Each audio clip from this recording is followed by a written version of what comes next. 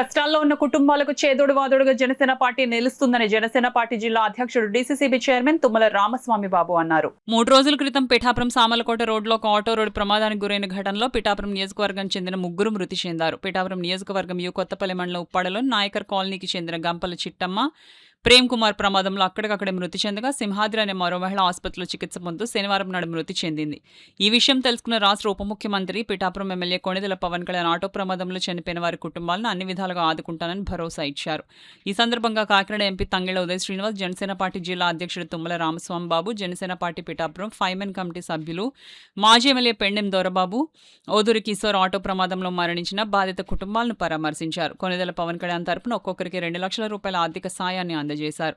కొణిదెల పవన్ కళ్యాణ్ అన్ని విధాలుగా ఆదుకుంటారని ఈ సందర్భంగా వారికి భరోసా కల్పించారు. ఈ సందర్భంగా తుమ్మల రామస్వామి బాబు మీడియాతో మాట్లాడారు. జిల్లా అధ్యక్షుడిగా ఉన్నటువంటి నేను, ఎక్స్ఎమ్మెల్యే ఉన్నటువంటి పెండెం దొరబాబు గారు, ఓదూరి కిషోర్ గారు, మేము అందరూ కూడా ఇక్కడికి రావటం, అలాగే స్థానికుడైనటువంటి ఇప్పటి ప్రాంతానికి చెందినటువంటి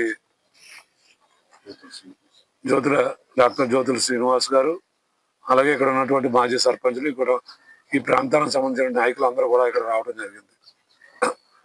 చిట్టమ్మ గారికి 2 లక్షల రూపాయల చెక్ అందించడం, అలాగే ఏదైతే ఆటో డ్రైవర్గా ఉన్నటువంటి ప్రేమ్ కుమార్కి వారి కుటుంబానికి 2 లక్షలు చెక్ అందించడం జరిగింది.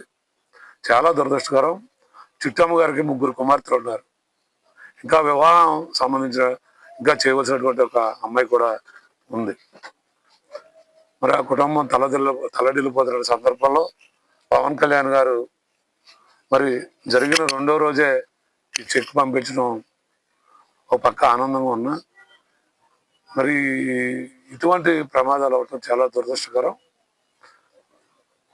ఏదేమైనా చాలా భద్రత తీసుకుని ప్రయాణాలు చేయాలనేటువంటి పదే పదే ప్రభుత్వాలు చెప్తున్నప్పటికీ కూడా దురదృష్టకరమైన సంఘటనలు జరుగుతూ ఉన్నాయి.